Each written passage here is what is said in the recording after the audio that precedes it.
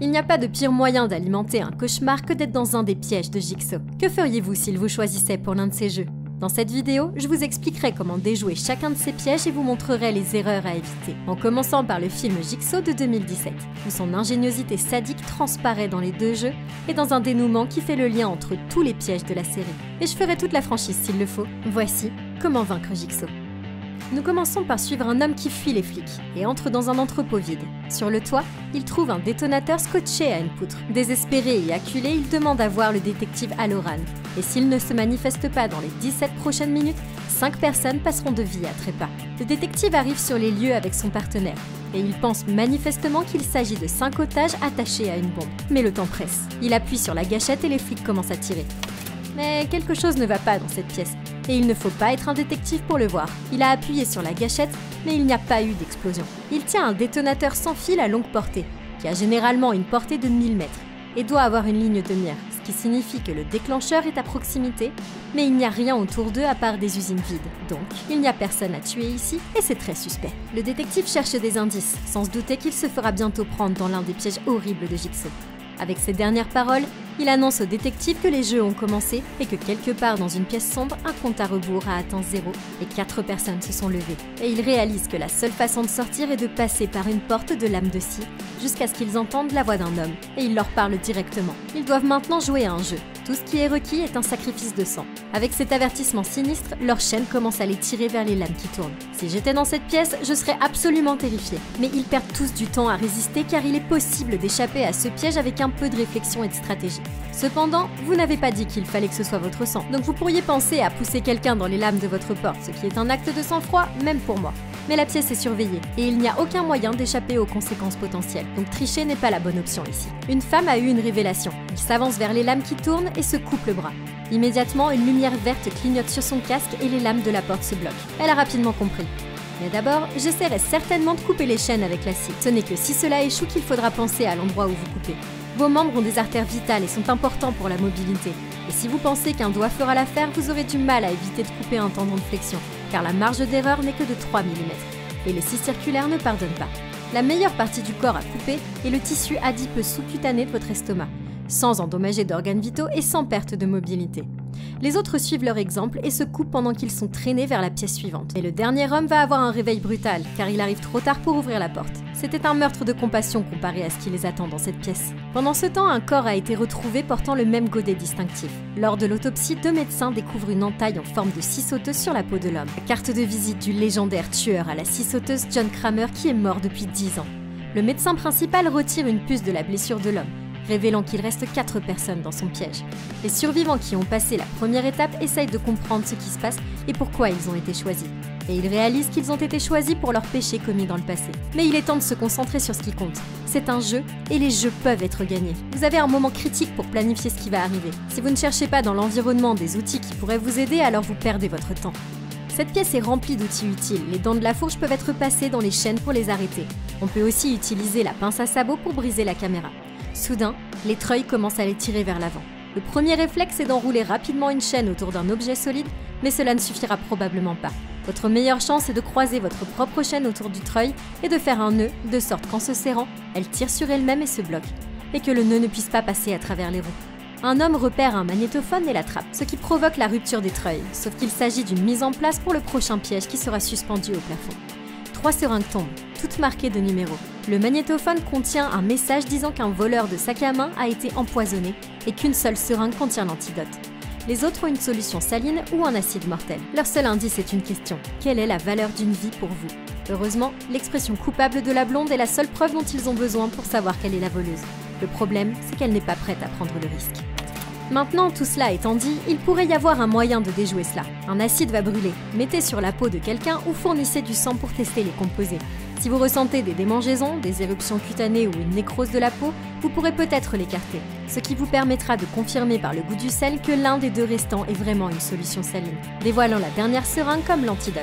Mais compter sur la coopération des autres est risqué, car l'hésitation ou la malhonnêteté vous feront tuer. Dans ce cas, le puzzle pourrait être résolu sans leur confession. L'enregistrement a donné suffisamment d'informations ici. Un voleur de sac à main qui n'apprécie pas la vie. Si la leçon qu'il veut vous inculquer est que la vie ne vaut pas grand-chose pour vous, alors le chiffre le plus bas de 3,53 pourrait être deviné avec exactitude comme une valeur monétaire, sauvant ainsi tout tout un chacun d'un mauvais cas de lundi. Au lieu de cela, l'homme barbu plante les 3 seringues dans la blonde et ils sont finalement libérés. Ils regardent tous avec horreur l'acide qui lui dévore le visage jusqu'à la moelle. Le bonhomme à carreaux vérifie la seringue d'antidote, trouve une séquence de chiffres à l'intérieur et les utilise pour déverrouiller la porte d'à côté. Ce qui est génial, mais qu'en est-il des fenêtres? J'empilerai les bottes de foin pour me lever et voir si je peux me libérer. Mais bien sûr, allons juste dans le prochain piège. Ils sont peut-être en sécurité pour le moment, mais un autre piège brutal les attend derrière la porte. Je prendrai des précautions ici. Nous devrions inspecter la pièce avant de partir et prendre ce que nous pouvons, car cela pourrait s'avérer utile et vous ne savez tout simplement pas ce qui vous attend. La dernière porte est mécanisée, donc bloquer la porte avec cette brouette pourrait la garder ouverte assez longtemps pour qu'ils puissent se replier si les choses tournent mal. Ils ne s'arrêtent pas pour considérer tout cela lorsque la porte claque derrière eux, les forçant à rentrer pour faire face à leur prochain confessionnal tortueux. Mais je suis tellement trouillarde que vous allez devoir me traîner hors de la première pièce. Les policiers trouvent d'autres preuves attestant que Jigsaw est toujours en vie, confirmant que l'empreinte vocale du message est bien la sienne. Ils ne savent pas quoi faire car tous les signes indiquent une impossible résurrection de Jigsaw, mais s'ils avaient approfondi les recherches, ils auraient pu résoudre cette affaire immédiatement. Tout enregistrement audio depuis 2005 peut être daté avec précision en utilisant seulement le bourdonnement de fond. La fréquence électrique de nos réseaux électriques a une fluctuation unique, et en faisant correspondre cette fréquence à une base de données, ils auraient été en mesure de confirmer dans quel réseau électrique l'enregistrement a été effectué et la date de l'enregistrement. Les 3 survivants entrent dans une autre pièce et découvrent que non seulement les fenêtres sont barricadées, mais qu'ils sont en pleine campagne. Ces pièges sont personnels, alors c'est le moment de faire preuve d'honnêteté. L'homme barbu admet qu'il a trompé ses femmes et connu de nombreux autres crimes. La femme explique que son mari a accidentellement étouffé son bébé et qu'elle ne lui a jamais pardonné.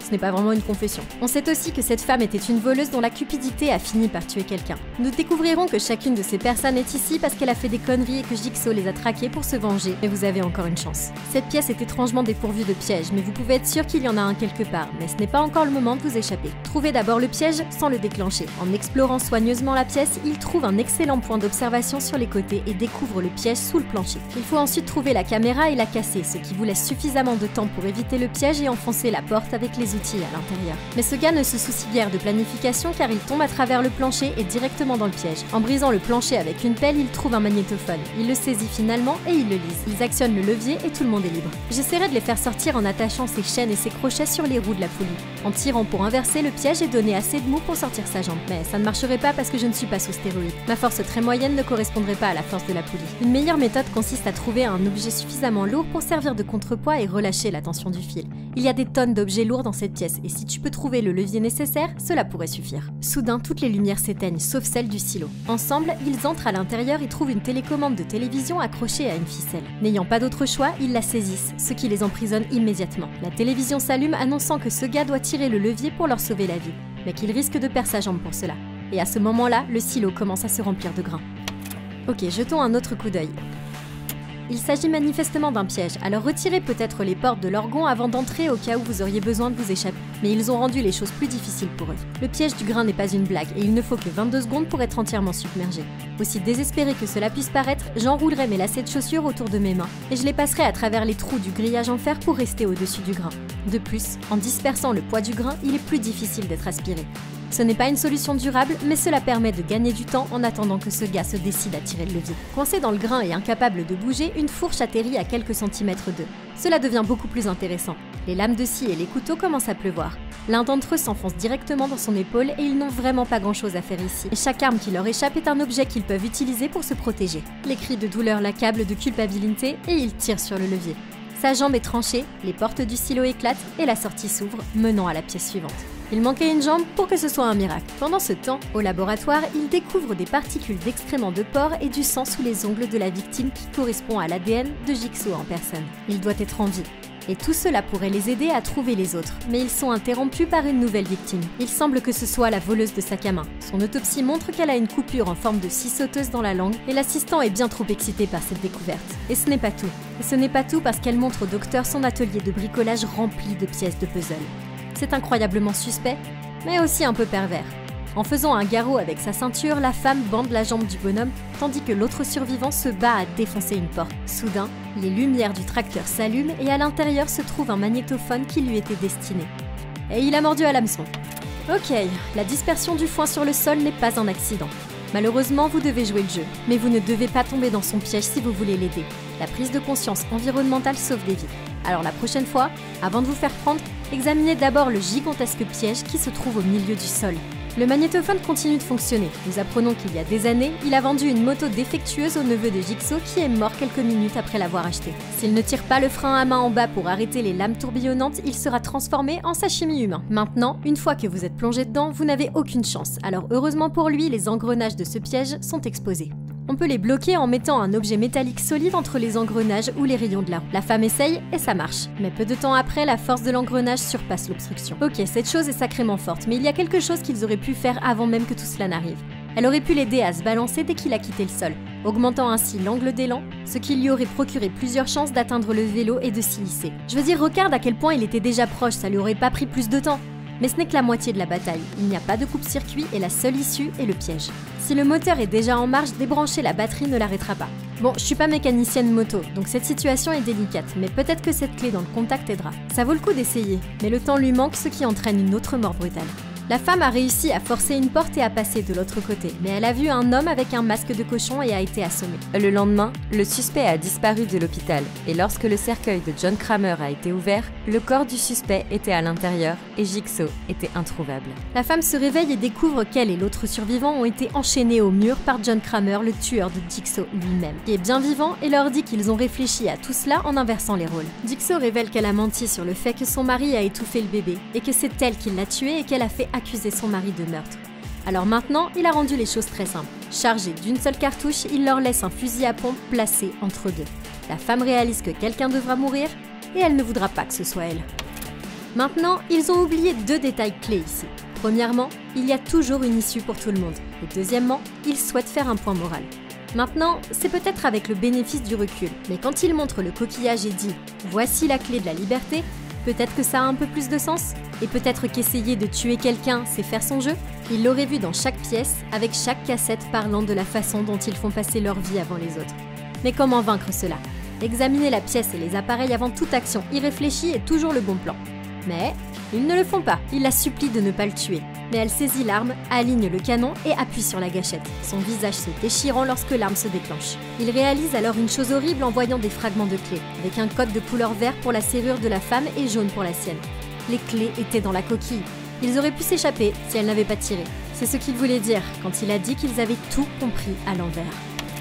Mais attendez, revenons en arrière car il y avait peut-être un autre moyen. C'est en fait le piège le plus indulgent jusqu'à présent car il n'y a pas de limite de temps ici, et le piège n'est qu'un cadenas. Mais disons qu'il n'y a pas de clé. Je saisis immédiatement le pistolet pour empêcher l'autre gars de tirer. Cette balustrade est fixée par 4 vis à chaque extrémité. Sans limite de temps, il pourrait être possible de la desserrer d'un coup de pied pour faire glisser les chaînes. Cependant, ce n'est pas une bonne stratégie si vous n'avez qu'une jambe. Sans limite de temps, j'essaierai de démonter l'arme en utilisant les pièces pour ouvrir le cadenas. Ce qui est possible avec une paire de clés. Ce serait probablement extrêmement difficile dans ce cas, mais il suffit d'un levier et d'outils solides. Cela pourrait être aussi votre seule chance de survie. Le détective apprend l'existence de l'entrepôt de l'assistant, et ils font une irruption dans un musée de terreur extrêmement suspect. Derrière un faux mur, ils trouvent une autre victime déchiquetée suspendue au plafond. Le docteur est arrêté parce qu'il a vu l'assistant à l'entrepôt la nuit précédente. Mais il affirme que dans le corps du suspect se trouve une balle qui n'a pu être tirée que par l'arme d'Halloran. Cela signifie que le détective lui a tiré dessus pour cacher sa véritable identité de tueur de Jigsaw. Et il montre la preuve au détective. De retour chez lui, l'assistante lui dit qu'elle sait où Jigsaw joue son jeu et décide d'aller vérifier. Ils arrivent à la ferme et trouvent les pièges, mais Halloran les a suivis. Ils tentent de les prendre en otage et ils parviennent à s'échapper. Ils se séparent et Halloran est assommé. Lui et le docteur se réveillent avec un collier de découpeur laser au cou. C'est le dernier jeu de Jigsaw. Ils doivent confesser leurs péchés et expliquer pourquoi ils méritent de mourir, et ils seront libérés. Ok, attendez, je vais pas attendre une confession ici. Je peux pas voir mon piège, mais je peux voir celui de l'autre et supposer que le mien est identique. Pour produire assez d'énergie pour alimenter ces lasers, il doit y avoir un câblage à l'intérieur du bras mécanisé. Il ne supportera pas votre poids étendu de la sorte. La première chose que j'essaye de faire est de saisir le collier et d'utiliser mon poids pour le tirer vers le bas en espérant casser le bras. Et peut-être couper l'alimentation électrique. Halloran active le collier du docteur et le force à avouer son crime. C'est lui qui a trafiqué les radios du cancer de Jigsaw, le condamnant ainsi. Mais ce n'est pas la confession que veut Jigsaw et le docteur se fait ouvrir le cou au laser, le tuant sur le coup. Le détective est le suivant et les lasers s'allument. Il confesse une longue liste de crimes. Mais il y a quelque chose qui cloche. Les lasers de son col brûlent le plafond au-dessus de lui, alors que ceux du docteur ne le font pas.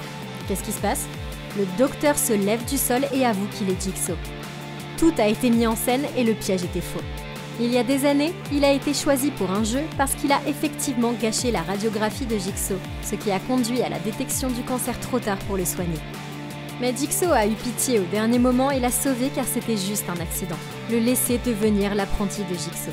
C'était le type au début du film que l'on croyait mort dans la salle de la scie circulaire. 10 ans plus tard, il a fait en sorte qu'il croie que Jigsaw était de retour. Il a placé de fausses preuves pour piéger le détective. Il a abattu le premier suspect sur le toit avec un sniper et a truqué les cassettes avec la voix de Jigsaw. Et personne ne connaîtra la vérité. Tout ça parce que le détective a laissé libre ce type, le criminel qui a tué la femme du docteur.